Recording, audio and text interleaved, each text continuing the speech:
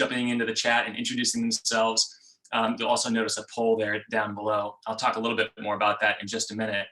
But the reason we started these virtual events is just because the world has really been turned upside down by the coronavirus. And that has nosedived into an economic recession. So no one would blame you if you're feeling a little bit stressed out or maybe a little bit higher level of anxiety than normal. Maybe not getting the sleep that you would like to get. And today's episode, we're going to be talking all about that. And we'll spend most of the time doing Q&A. So if you have questions about that, I definitely encourage you to just grab a pad of paper, maybe a pen. You can jot down some notes. We'll spend the first 10, 15 minutes just having some discussion about meditation, mindfulness, hypnosis, and some tools that we can put into practice now, just as we're dealing with a lot of the stress and a lot of maybe the sleeplessness or low quality sleep that we might be experiencing due to being in the middle of a pandemic. But today's live stream is going to be a little bit different. It's going to be a little bit more focused on self-care and mindfulness. But most of all, we're going to be talking about that stress and how stress can play a significant role in your day-to-day. So if you want to live a little bit happier, healthier, more productive life through all of this, even during a global pandemic, this virtual event is definitely for you. I am live streaming right now from my home office. My guest is doing the same, so I apologize for any background noises. I dropped off for a minute on Tuesday's live stream event. I think I troubleshooted that pretty well, or troubleshot. I don't know what the past tense of troubleshoot is, but I think I got that taken care of. So hopefully won't be leaving you for any of this. I know that my guest is doing the same. So if you see any hiccups, just stay with us. We'll get it figured out usually within half a minute or so. I do want to do a little bit of housekeeping before we dive in and just talk through how you can engage throughout this entire process. I did mention taking notes. I highly encourage you to do that. We're going to be mentioning a lot of different resources for you, a lot of different books and people, places. And I don't know exactly where the conversation will go. That's part of the fun. But having that notepad there and handy is really helpful. If you want to connect, this is a really great place to do it. We see a lot of our attendees following up after these events and just forging new relationships as a result of being here. So feel free to introduce yourself in the chat below if you're just joining us or haven't introduced yourself yet. You can just click down below if you're watching on Zoom. If you're live streaming on YouTube, just drop a comment down below. I think we're also live streaming on Facebook as well. We're also currently taking a poll to see just how familiar you are with meditation. So again, if you're on Zoom, you can take that poll and just tell us a little bit about how familiar you are with meditation. That'll help us guide some of our questions. And then as you have questions, please don't hesitate to type them in the Q&A box below. Again, only if you're watching this on Zoom, but you can click that Q&A box down below, ask your question, and we can actually bring you onto the show to ask your question live and get it answered here on air. So it's just a raise your hand functionality. And if you raise your hand, that means we may call on you. There's going to be no video, so don't worry about that. It'll just be audio. So just make sure there's no background noise. And if you're watching on social media, feel free to use the hashtag PowderKegLive. We'll be sharing a lot of the insights, even some of the links that we mentioned here in this episode kind of as we go. All right, that's all the housekeeping I got. Let's bring on our guest. We are going to be talking about how to unlock the power of your subconscious and reduce stress, get better sleep. There's going to be a kind of a limited group of leaders, and hopefully all of you are introducing yourself there in the chat below. But we're going to talk about how you can start falling asleep faster, reduce maybe some of the fears and anxieties of what's going on in your world currently, and a lot of our worlds right now, how to quiet your mind, how to get deep restorative sleep, and hopefully wake up refreshed and feeling a little bit more energized. You know, it is proven that both sleep and reduction of stress can help improve your concentration, your productivity, your overall happiness, and even your immune function, which I think we all need right now. So we're going to demystify a lot of meditation, and I'm really excited because I've never done anything like this before in bringing a family member on.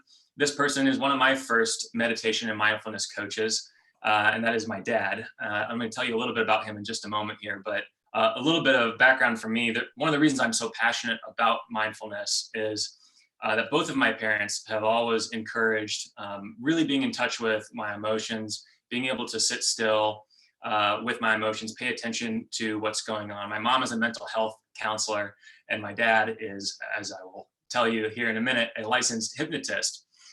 So not only is he a licensed hypnotist, and that is what he is doing almost as his early retirement career, and has been doing it for years here, but has experience running businesses, has experience even getting his master's in education. So he has a lot of background in understanding how to teach some of these principles. So John Hunkler, my dad, was introduced to transcendental meditation, Zen, and hypnosis back in the 1970s, but didn't really become a hypnotist until almost a decade ago in 2011. He holds master's degrees from the University of North Dakota and Notre Dame in education and business, and worked for 18 months in a very busy practice in Indianapolis, Indiana, before opening his own practice. He's hosted thousands of sessions, helping people quit smoking, lose weight, clearing uncontrollable fears and maybe unreasonable fears, and getting better sleep, reducing stress, which again is what we're going to be talking about today. Please help me welcome my dad, John Hunkler. Dad, thanks for being here. Thank you, Matt, for the opportunity. Absolutely. I'm really excited to talk about this. And again, if people have questions, please use the Q&A function down below.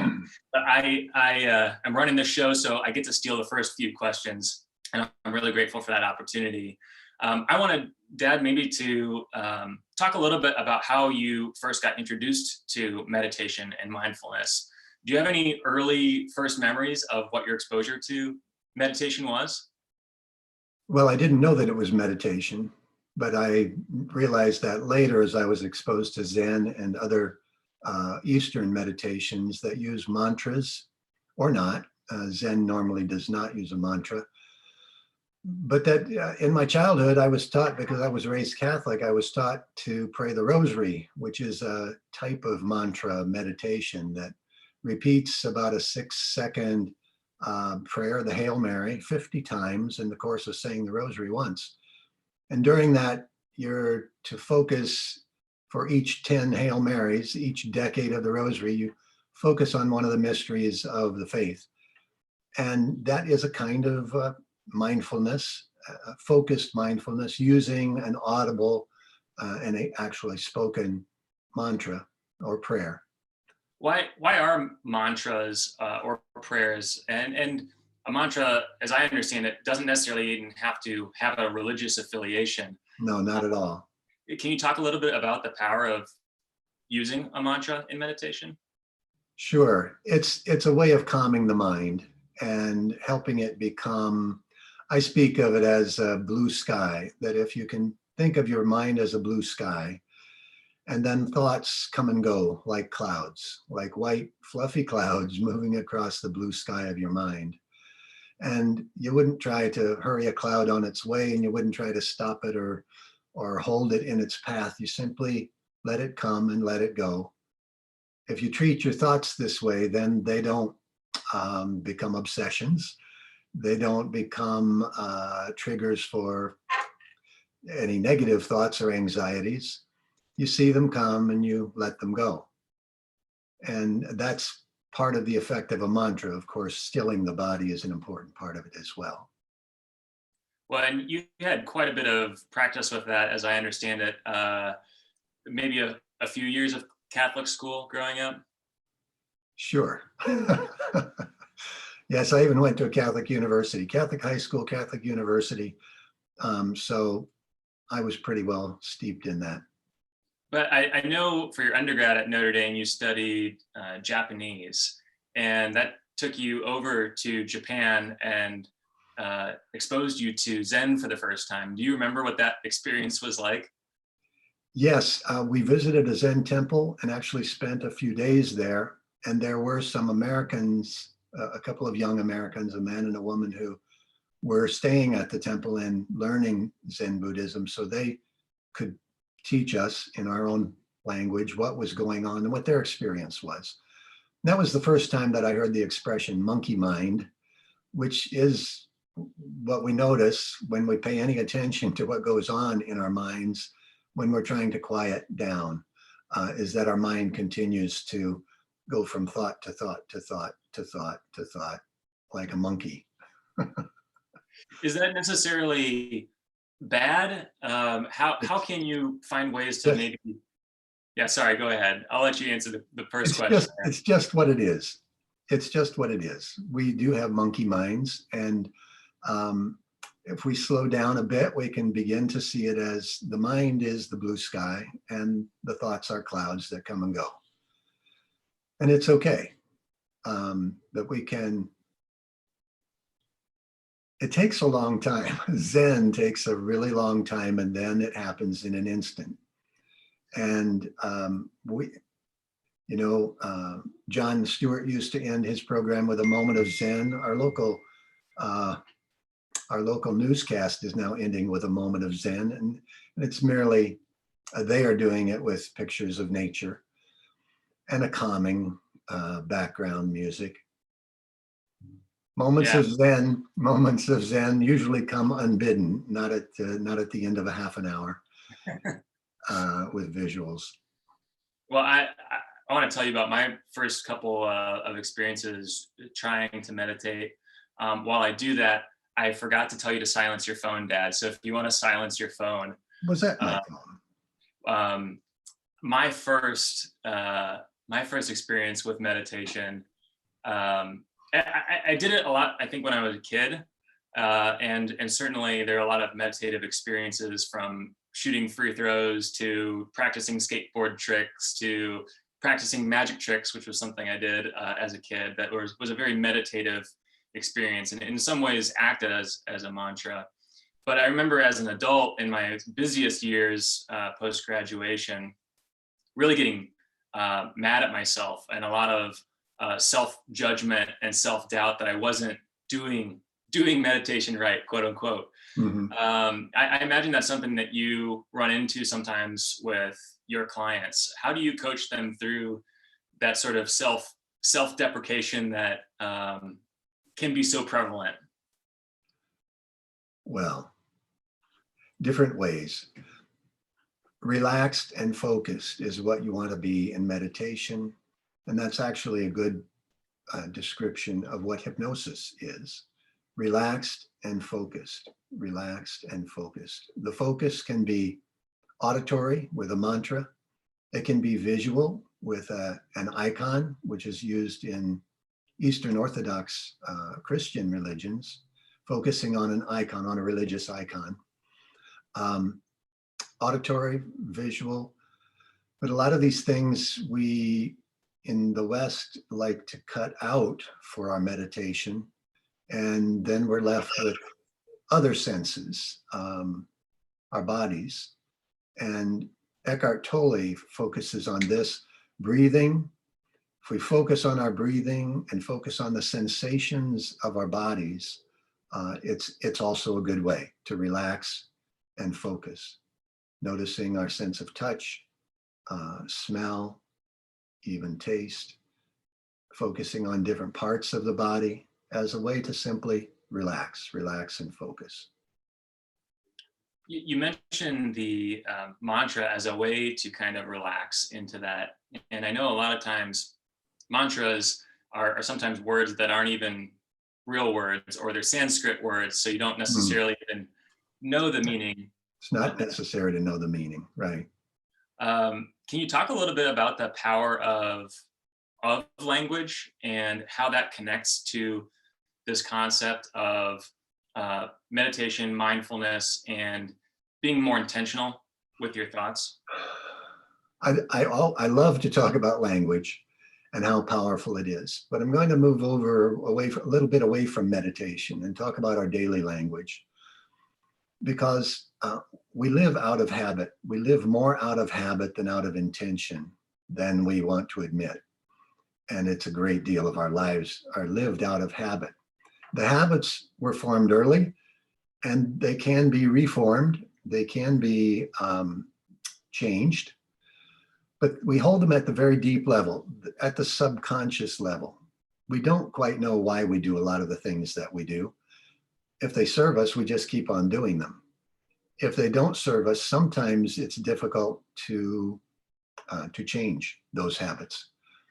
We hold them at the deep level, and our language either supports them, which it normally does when we're not paying attention to our language, or language can be used to shift habits that we want to shift. So I work with smokers who want to quit smoking. And the first thing I tell them is begin to talk about it in the past tense. Talk about how you have smoked in the past, when it started, how long you've smoked, and so on, but speak of it in past tense. Similarly, an important thing for them to remember is that when they become free of tobacco, they should refer to themselves as former smokers, not non-smokers. They'll never quite be non-smokers the way an 8-year-old is a non-smoker. They can return to that freedom, but they need to speak of it in terms of being a former smoker, so that they know that for them, half a cigarette means they're going to the convenience store and buying them by the pack or by the carton again. And it's just that simple. That is a powerful addictive habit, and it can revive itself very quickly with a little tickle. So they need to use the language to keep that little tickle from happening and refer to themselves as a former smoker, which reminds them of that. One other example of language, well, actually a couple of other examples that I thought of. This language around our social isolation. Early on, people were talking about being cooped up. I heard it on the news all the time, how terrible it is that people are cooped up and confined. That language doesn't help at all. Speaking of it as being cooped up, there are other words to use. It can be considered a retreat. It can be considered a vacation or a staycation. And those words have a lot less negative impact on our sense of what's going on in our lives. So language is really important. One other example is when I went into an MRI machine and I was completely surrounded. In fact, I had my head pinned and was told what was going to happen inside the machine. And the last thing he did before he put me in the machine was handed me a button. And he said, "Here, this is your panic button." Oh, thanks very much. That was a wonderful send-off. Terrible use of language. It should have at best been an abort button. Use only in dire circumstance. Use only as a last resort. Okay, but calling it a panic button suggests exactly what I didn't want. Yeah. I made it through. I did a lot of meditation in that tube. I bet. I really like that reframe of talking about our experience right now that we're in, instead of being cooped up, instead of being on house arrest or any of the other phrases that you hear people referring to this lockdown. And it's really more of a we're all opting into it, right? Yes. We're all opting into this collective experience to try to help flatten the curve. And if you're listening, I hope you're helping flatten the curve and listening to this at home. I really like that reframe. And I think introducing that over the last few weeks, I've noticed just the benefit of finding more opportunities in this time that I'm at home, not only to meditate, but to do other things that I've always wanted to do, like play my guitar more, or spend more time with my fiance, with Allie. And I really like that reframe. And it can be very challenging sometimes too, as an extrovert.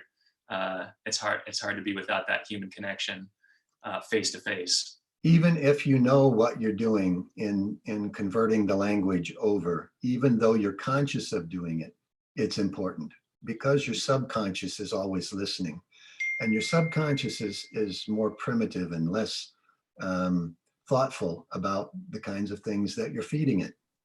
So again, another example, I tell my clients, drop the word try. I know other people have heard this. Drop the word try in your language, because when you say, I'm trying to quit smoking, or I'm trying to quit biting my fingernails, or I'm trying to study more hours in the day, what your subconscious hears is that you're trying, and you've already succeeded then at trying. It doesn't have to offer any support to what you've set as your goal, because you're setting your goal as trying, and you've already succeeded at trying. But what you want to succeed at is the thing that you're targeting. The more, a few more hours of study, relaxing, whatever it is. Forget about trying, and either do it or do not. I think Yoda said something like that. He's pretty wise. I think he's a few hundred years old, so a good one to quote. Can you talk to me a little bit more about that sort of mind-body connection? Because it seems to me sort of that's what you're describing is by physically changing the way we talk, which has the benefit of that being a physical act, but also delivering the message, a different message, and reframing the message by the way you talk about it. But that there also might be some mind-body connection happening there too. Is there a compounding effect with that? Yes, absolutely. And when I introduce it, one of the first things I say to new clients is, we are mind body. You are mind body. And the idea of calling it a mind body connection is really just too many words. It's two sides of the same coin. We access our minds through our bodies. We access our bodies through our minds. We are mind body. And so being aware of that, we use both angles, we use both aspects. Relaxing physically affects our minds. We know that. Relaxing our mind and using proper language helps reduce the stress in our bodies and our minds. And we can feel it in both places. Are there ways that people can use their body to shift how they feel and how they think? Because I know there are some patterns personally that I have in situations like this that can be stirred up by what might seem like or feel like chaos or crisis that we're in. And I don't know why I might get that idea reading through all the headlines of the media right now. But if you just read the headlines, you might think you're in crisis. Are there things that we can do with our bodies to shift how we feel? Absolutely. Amy Cuddy did some research out of Harvard on power poses, high power poses and low power poses. And just a simple explanation of it is that when you have an open body position, some extreme examples are Mick Jagger on stage, Oprah Winfrey or Lee Iacocca at a desk. These are high power poses. A simple high power pose that anybody can do is Superman or Wonder Woman, standing with your feet apart, standing, hands on your hips, shoulders back, head up, and standing like that for 2 minutes reduces your stress. It reduces your cortisol, which lowers your stress. Oh, great pictures. Reduces your cortisol, it raises your testosterone. Even for women, your testosterone rises. You feel stronger, not enough to develop male pattern baldness, but you're going to bring up energy while reducing stress. It's the way to go into a job review or a job interview, energized yet relaxed. It's a great way to do a presentation or to do anything with yourself or other people. Relaxed and energized is the way you want to come to life and to life's challenges. Standing like this for 2 minutes. And then I add an affirmation that I borrowed from Tony Robbins. All I need is within me now. All I need is within me now. If you simply repeat that as a mantra, all I need is within me now, then you know it's a matter of accessing it, and you're actually accessing it as you stand or sit in a high power pose, relaxing and yet bringing energy to whatever is next, whatever is now and whatever is next. Well, I know there's a lot of research that backs this up, and it's definitely something that I've used even just before I get on stage at a speaking event, or if I'm feeling like I'm in a negative pattern or a low energy pattern, getting into this goofy pose, ideally in private, but if anyone ever walks by me in my office and I'm just gazing into the corner, you'll know why. I think this example is awesome because it is so simple, but the fact that it is so connected to your thoughts and your feelings, and it's not just your thoughts and feelings that change how you move physiologically, but it works both ways. That's right, because we are mind body. So that even crossing your legs will raise your blood pressure, which you want to not do in the doctor's office. If you want your blood pressure to show up at its best, don't cross your legs. And they will tell you that if they're aware. Yeah, and blood pressure is not the best, even if you're not in the doctor's office. High blood pressure is not good. Right. Yes, some blood pressure is good. Good point. I know there are some other things that you've talked about before, Dad, just in terms of how to shift how you feel and think. One of those being the breath. And I want to talk about that maybe in a minute, but you've also talked about just in general how to even change the way you move your something as little as eye movement can have a big impact on how you think or feel. Do you mind talking a little bit about that?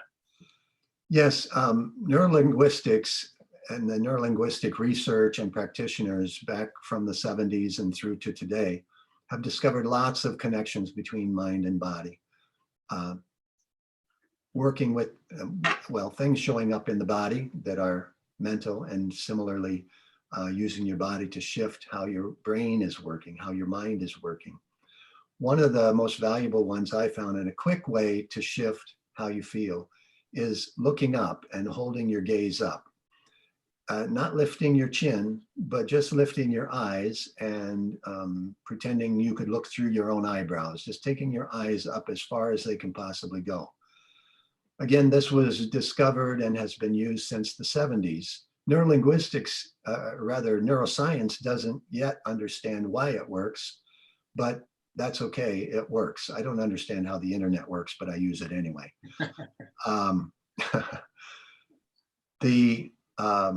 Lifting your gaze and looking up shifts your mind. If you think about a hurt from the past, just as an experience for this, or an experiment, self-experiment, think about someone who hurt you, betrayed your trust somewhere along the line, and think of them looking down at a desktop or at the floor, and feel how it feels and the negative charge around that old offense.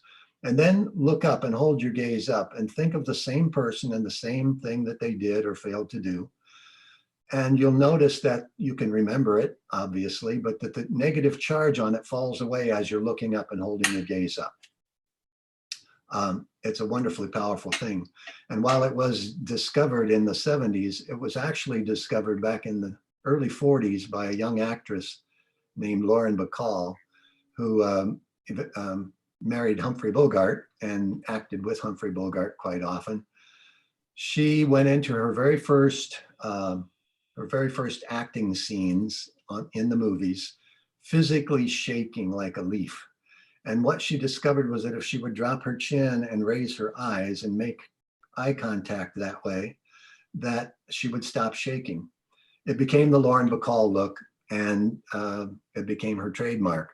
But for her, it was actually a very practical thing. In those early days of acting, she dropped the shakes and became a very famous actress. And if you're tuning in on the video live stream, you'll be able to see this this image that we've got pulled up here. But if you're listening in retrospect, maybe on the podcast, or have it pulled up in another window, we'll make sure we link this up in the show notes for you as well as the power pose. Dad, I'd love to shift to some guest Q&A here. But first, want to let people know, one, we are going to end this session with a totally optional 5-minute relaxation meditation that my dad will lead. This will be something hopefully that can de-stress, help you reset in your day before we go back and on our way into our normal lives, but hopefully give a sense of some of the things that we're talking about here in terms of reducing and relieving stress. But I wanted to make sure before we dive into audience Q&A that I remind you, you can click the Q&A button down at the bottom if you're tuning in here on Zoom, or if you're on YouTube, you can drop a question in the comments there, and we'll shift to those here in just a moment. But before we do, Dad, I wanted to talk a little bit about how you ended up transitioning from some of these things that you learned in terms of neurolinguistics, in terms of meditation and mindfulness, to getting exposed to hypnosis. What was your earliest understanding of hypnosis, and what were some of your feelings about it at that time?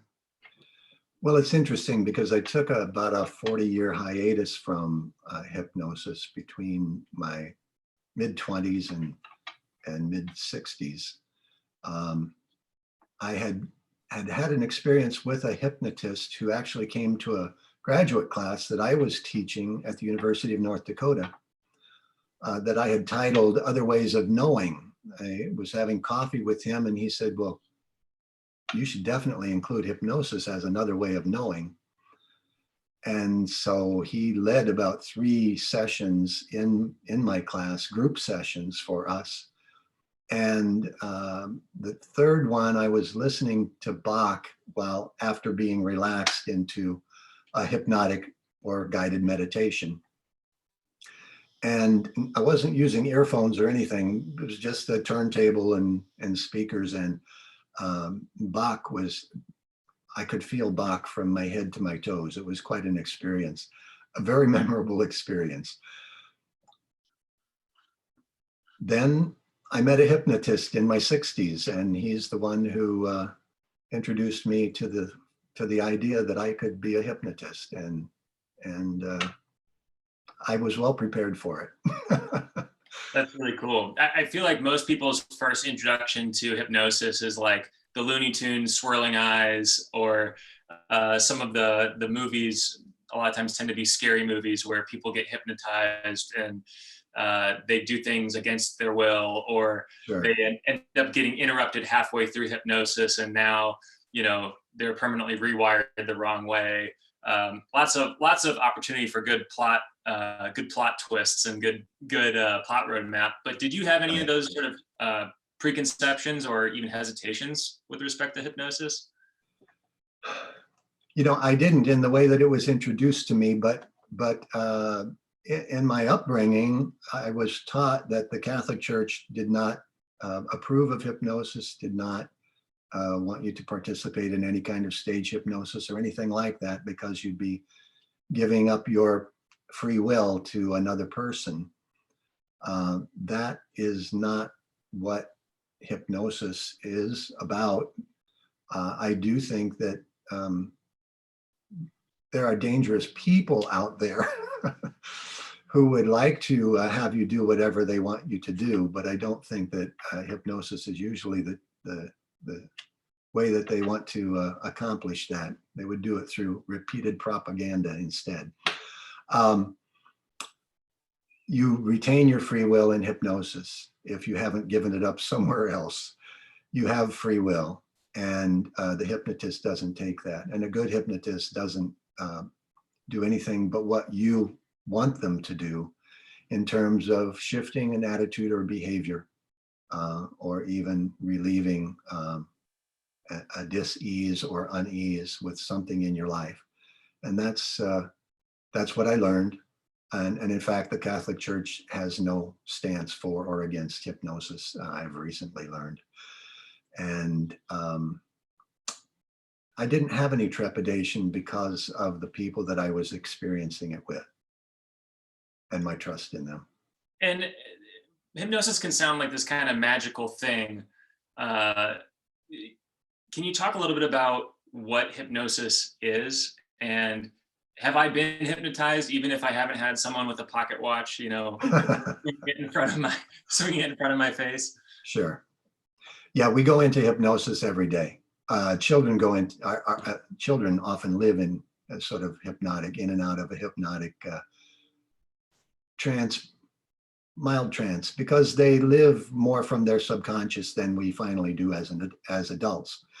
But our subconscious is still there, and we go in and out of hypnosis as well. Daydreaming, highway hypnosis, where you miss your exit, and it was because you were thinking about that conversation you were going to have with someone and you weren't paying attention particularly to the road. Your subconscious was doing the driving, but it wasn't paying attention to which exit you needed to get off on.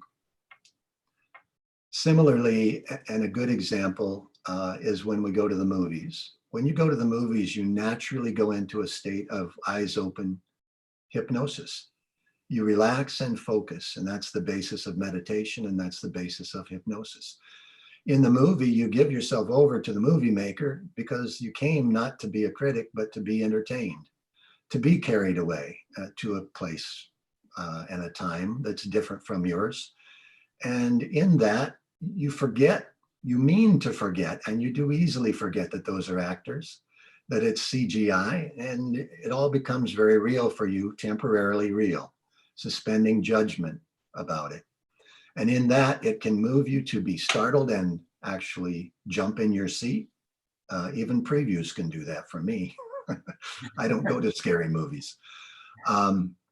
If you care about not the actor, if you care about the character, you can be moved to laughter or cheers while sitting in that theater seat, watching lights on the wall and hearing sounds coming through speakers. That's a level of hypnosis that everybody understands, unless they never go to the movies. And when you talk about a hypnosis practice or a hypnosis session, I've heard you refer to it as meditation with a mission. Can you tell me a little bit what you mean by that? Sure. People ask me, what's the difference between meditation and hypnosis? And it's practically that simple. Lots of meditation is hypnotic. Lots of hypnosis sessions start with a guided meditation. But meditation with a mission, because clients come to me because they want to quit smoking, or they want to eat better, or give up some other fear or doubt or habit that they have. And so the mission that I'm on is to help them with language and suggestion and visualization of themselves living more and more easily and more often the way they want to live, the way they've decided consciously that they want to live. But we're speaking to the subconscious mind in hypnosis and getting the subconscious mind on board with this new chosen direction so that it becomes incorporated into their behavior and life. That's the mission. That's great. That's really helpful. Well, and we'll get a chance to practice a guided meditation here at the end, maybe not a full hypnotic trance in the 5 minutes. That'll be totally optional if you're still listening, just to get an idea of what a guided meditation might feel like. But first, I want to dive into some audience Q&A. Did you have something you wanted to add, Dan? Just that another way to experience that is that I put together a 15-minute relaxing into sleep guided meditation, something that you can use to relax your mind and body into a good night's sleep, because a good night's sleep is going to help you in your waking hours definitely be more creative, be a better problem solver, reduce the stress, the daily stress in your life if you get a good night's sleep. And oftentimes that starts as you lie down in bed. I have been using one of those guided meditations that you sent me, Dad, to make sure I'm getting good sleep. And that's really kind of what gave me the idea of this session, doing this session and sharing this. Was I was realizing just how helpful that has been for me to make sure I'm getting enough sleep each night and relaxing into sleep every night, and a deep, restful sleep, which has just been incredibly helpful. I do want to transition to some Q&A here. This first one is from an anonymous attendee. And this question says, I am, of course, at home trying to help flatten the pandemic curve. Good. But the question is that I have several roommates, which can sometimes cause a lot of anxiety and sometimes stress as is. But with all of us being home during the pandemic, it's hard to stand up to that kind of stress. What are some things that you would recommend to help relieve this stress and anxiety during this time of lockdown? Okay, well, I'm not sure whether this is stress and anxiety just from the increased interaction with roommates, or whether it has to do with them not using all the social isolation that you are using. So I'll address both of those. Yes, the simple interaction with other people can be lessened and relieved by retreating. Retreating to your room or retreating to the quiet of your own mind. With closed eyes, using whatever mantra, whether it has meaning to you or not, whatever repeated word or words like calm, peace, or something with no particular meaning. Some people use the number 1. Some people say amen or hallelujah. Whatever word you want to use in the quiet of your own mind, do that retreat. In other words, do a retreat of 10, 15, or 20 minutes. You will find yourself more relaxed, less stressed, and more tolerant of other people. That's good advice. Now, if you're concerned about their poor social isolation habits outside of your apartment, then you need to retreat into a mask and gloves and lots of hand washing, and try to talk some sense into them. That's good advice too. Our next question is from Serena. We'll bring Serena on to the show to ask her question here live. I think she's got a good question here that probably a lot of us have about hypnosis. Oh, okay. Well, my question is, I've been on these shows before where, there's a hypnotist and they pull people from the audience and they do the whole thing with the arm and then say the words. Can you explain what is happening there? I think so. Great question, Serena. Let me say, thank you, Serena. I think so. Let me say first that the bell curve of hypnotizability is the bell curve. The people that they want on stage are the people in this tail of highly hypnotizable. Everybody who is interested in being on stage shows up on stage. Some of them are in the bigger part of the bell curve, and they're not the best subjects to have on the stage. They're not the best participants to have on stage. And some hypnotists winnow them out and send them back to their seats. I have had people who've come to me years later after being winnowed out, and they said, I really don't think I can be hypnotized because the hypnotist sent me back to my seat. Well, he sent you back to your seat because you were in the big part of the bell curve, and he wanted the people out here highly suggestible, highly hypnotizable, quickly hypnotizable people, so that they would do strange things, cluck like chickens, dance like Elvis, and whatever else he wanted them to do.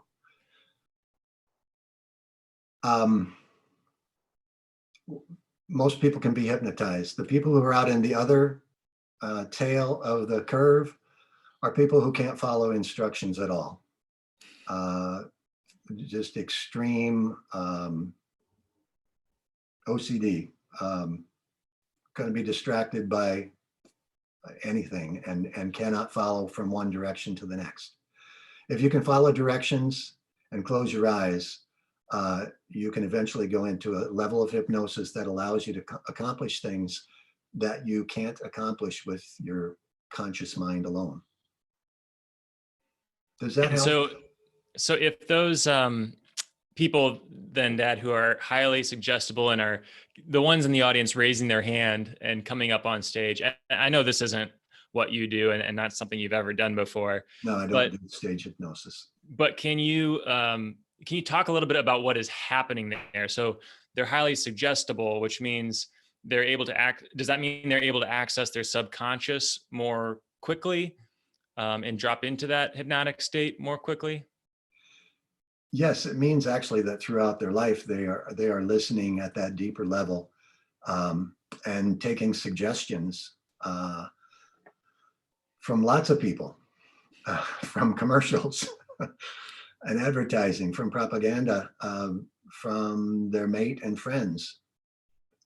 They are not inferior for that. They are simply different and out in the tail of the bell curve of hypnotizability and suggestibility. So can you talk a little bit more, not talking about stage hypnosis now, and even more broadly than hypnosis, when we're talking about meditation, when we're talking about tapping into the power of our subconscious, what is that difference between conscious and subconscious? And why does it seem like the subconscious thing sometimes has a different agenda than this conscious mind? Okay. Jungian psychology would say that it's because we are like an iceberg, and that the tip that's above the waterline is our consciousness.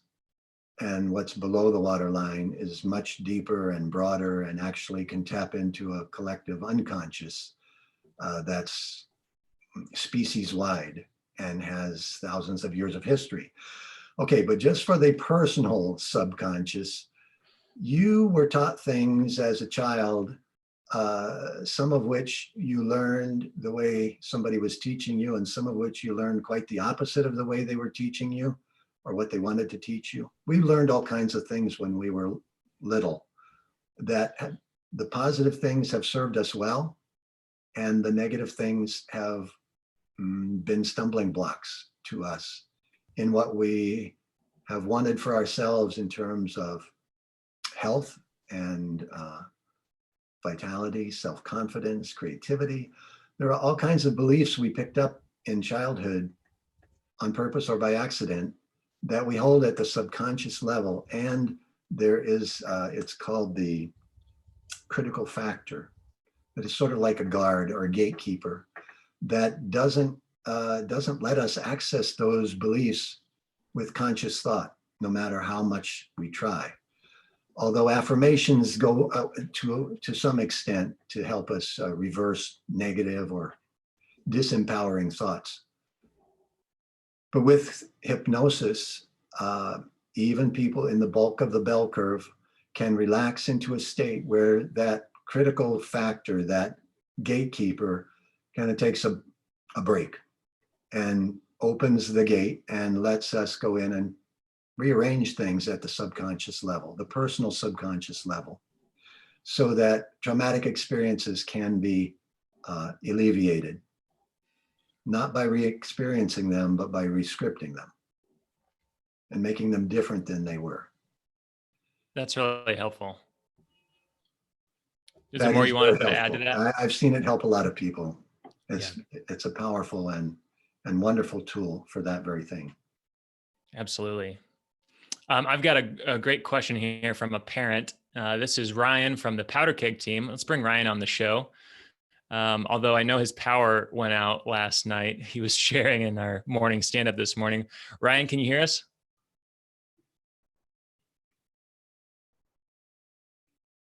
I see Ryan, but I don't know if we can hear Ryan. How about now? Can you hear me now? Yeah, We can hear you now. Hey, guys. Hi, Ryan. Hey. Ryan, what's your question? Yeah, so I'd been trying to open up my daughter to the idea of meditation over the past few days and weeks, using an app called Calm, which is a very, I think, good intro for beginners. I didn't know if you had any suggestions. She's kind of resistant to it. She said, let me meditate in my room by myself in my own way. I was like, okay, that's a start. So I don't know if you have someone who's closed off to the idea of meditation, are there ways to maybe convince them? Are there ways to I don't know, I've already planted the seed. I'm going to kind of keep non-aggressively pushing it on, not pushing it on her, but like, hey, this might help you. I think you have some issues that you're aware of. She's aware she has some anxieties and some fears, some catastrophic thinking, but how can we prove to her that there's this can help her, I guess. Great question, Ryan.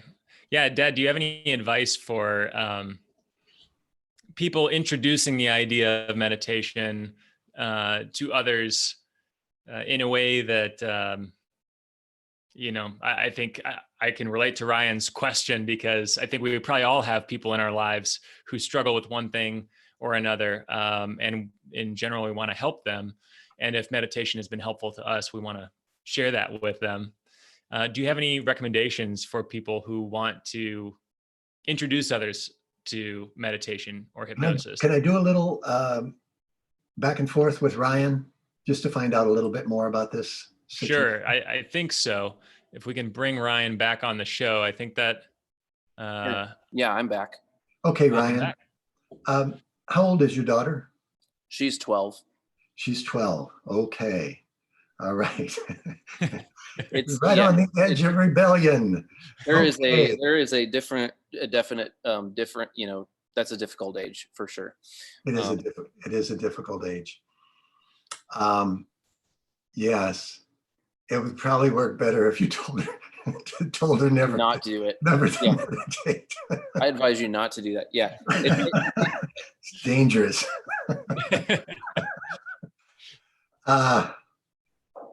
Okay. So I'm going to give you an idea for a younger child, if there might be some people with younger children out there listening. Yeah, I have a 6-year-old as well. I have a 6-year-old boy, so Okay. he's more open to ideas. Yes. Yes. Okay. Find ways that they are already meditating. Find ways that they are already relaxing and focusing. Does your daughter listen to any music, especially music with words? Does she memorize songs that she listens to? Do you know? Oh yeah, I'm sure, probably. Yeah. Okay. You might ask her to share some of those with you. Maybe her favorite lyrics, or her favorite line, or something like that. And suggest that you've probably already have you introduced her to the idea of a mantra? No. Okay. She's already using mantras. This might be the best way to work with a teen or preteen around meditation, is to see ways that they are already relaxing and focusing. So like getting into the zone on something like drawing or. Exactly. Yes. Gotcha. Yes. And celebrate how they are already doing that. And in that way, maybe, and obviously not heavy-handedly, because then you get the reverse effect. The resistance. But yeah, Thanks. dropping hints here and there, in the car, once at meals, that sort of thing. Awesome. The best I got for you, Ryan, right now. But it could be the trick. Good question, Great. Ryan. And appreciate you sharing those ideas, Dad, from someone who has had two 12-year-old daughters at one point in time or another. Yeah. Two different points in time. Mm-hmm. So if you have questions, go ahead and drop them down below in the chat. We'll work to get those answered. But we're coming up here on time. So it looks like we have about 5 minutes left. If you're still on the call and would like to join for this guided meditation, Dad, can you tell us a little bit about what we're about to do?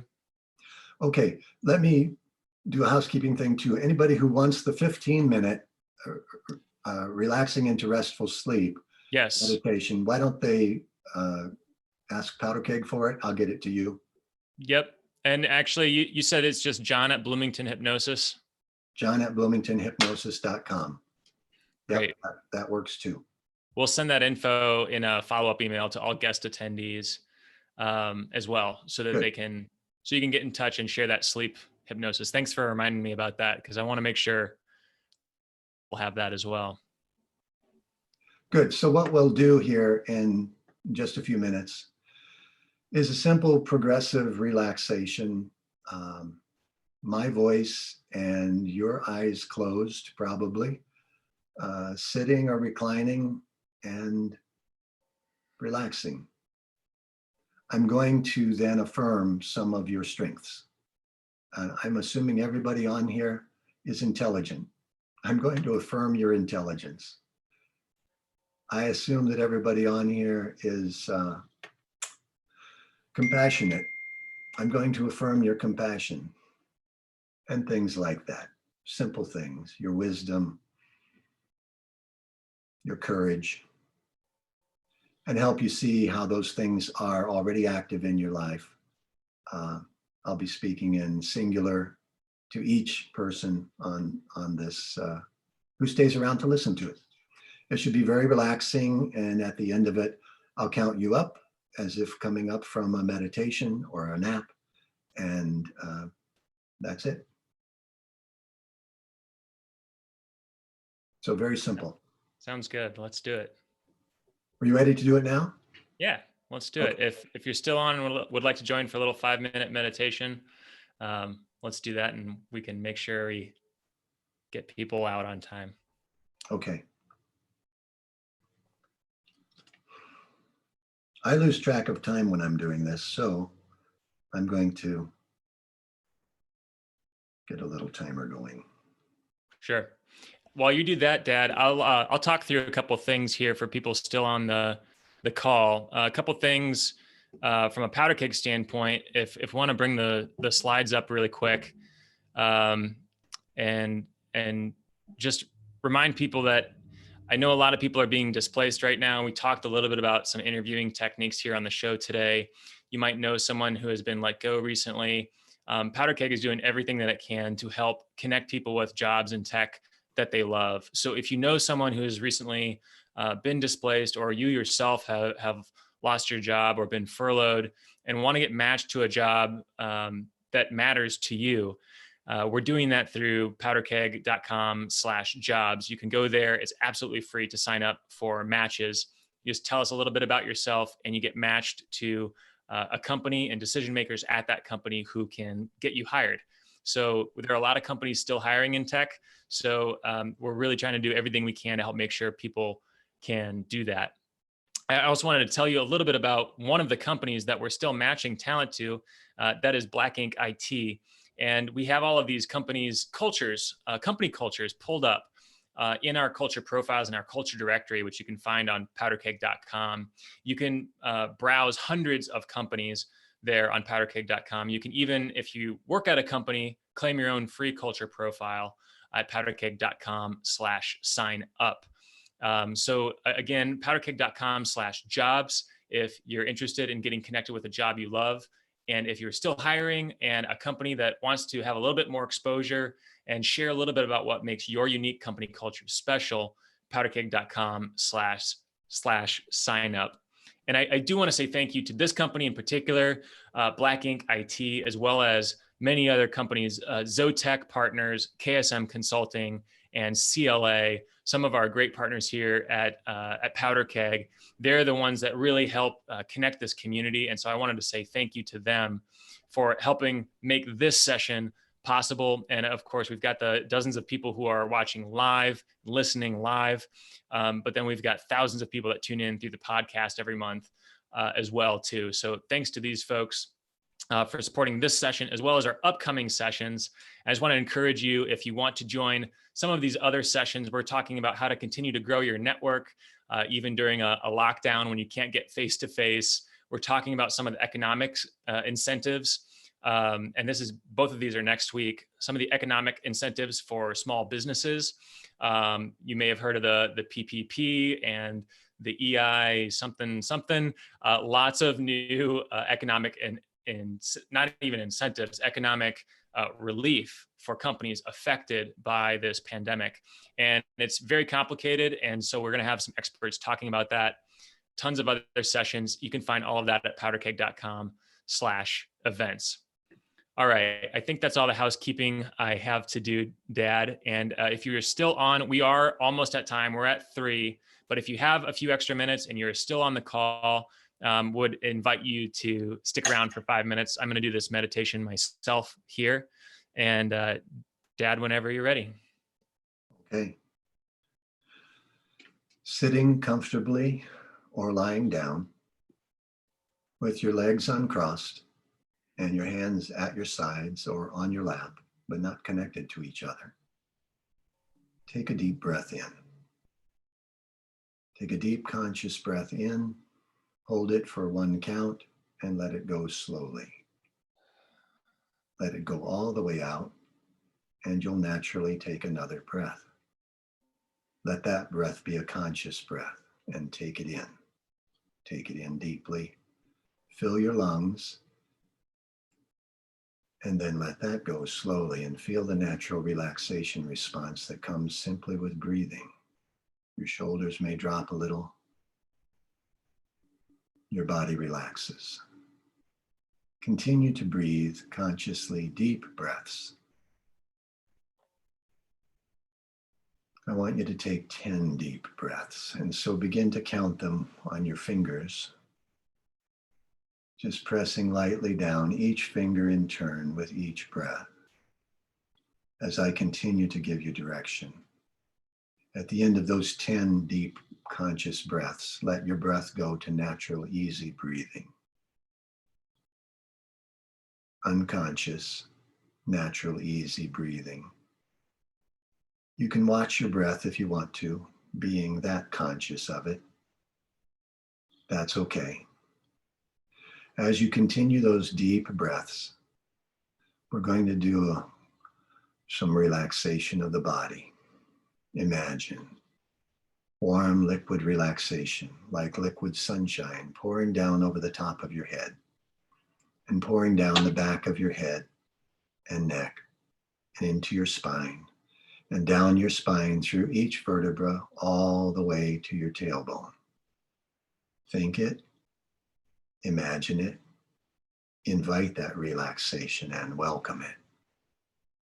Again, from the top of your head, let that warm liquid relaxation flow down the sides of your head and neck, into your neck and shoulders, and from your shoulders into your arms, down through your upper arms, elbows, and forearms, down into your wrists and hands, all the way to the tips of your fingers and thumbs.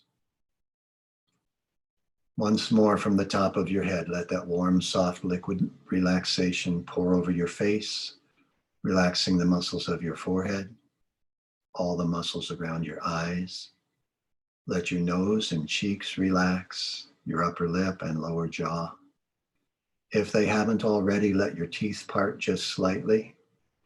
Feel the relaxation that brings to your lower jaw and let it flow over your chin and down the outside of your throat and neck, on down across your chest and abdomen and around the back of you into your back, so that your upper torso now, from your neck to your waist, fills with relaxation, fills with that liquid relaxation. Every internal muscle, fiber, bone, all to the marrow of your bones, and every internal organ relaxes. See that your heart beats relaxed. See that your stomach and intestines digest their food and nourish your body, relaxed. And you too can do what you need and want and intend and deserve to do, relaxed.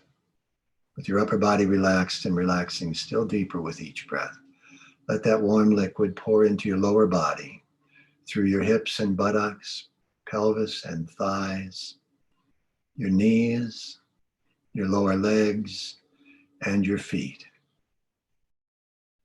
Massage your feet with your mind now, tops, sides, and the backs of your feet. Massage the bottoms of your feet, heels, arches, insteps, and the balls of your feet, and your toes, relaxing deeply in body and mind. You are strong. See in your life where your strength shows up. Physical strength and moral strength. See how strong you are. You are intelligent. See how your intelligence shows up in your life and honor that. Honor your creativity and problem-solving ability. Honor your perseverance. Notice it and honor it. And you are compassionate. You care for yourself and you care for others. And that's good for you and that's good for the world. Honor how you do that. Notice it and honor it. And know that it's good. As you relax and find your life to be better, it's not just self-focused. It's not selfish, it's generous. For when you make your life better, you make the world better. And on that positive thought, I'll count you up now. I'll count you up from 1 to 5. When I get to 5, you can simply easily open your eyes. Continue to rest until you're ready to do what's next. 1, relaxed and refreshed. 2, coming up. 3, taking a deep breath and blow it out strongly. This is an energy breath. Take it in quickly, blow it out strongly like blowing out candles. 4, move your fingers, move your toes a little bit. Now, ready for whatever's next. Open your eyes on 5. 1, 2, 3, 4, 5.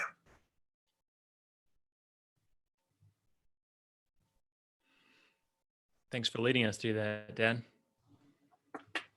And I know you've put together a special track that is more of like a 15-minute relaxation track Sleep. specifically for sleep, right?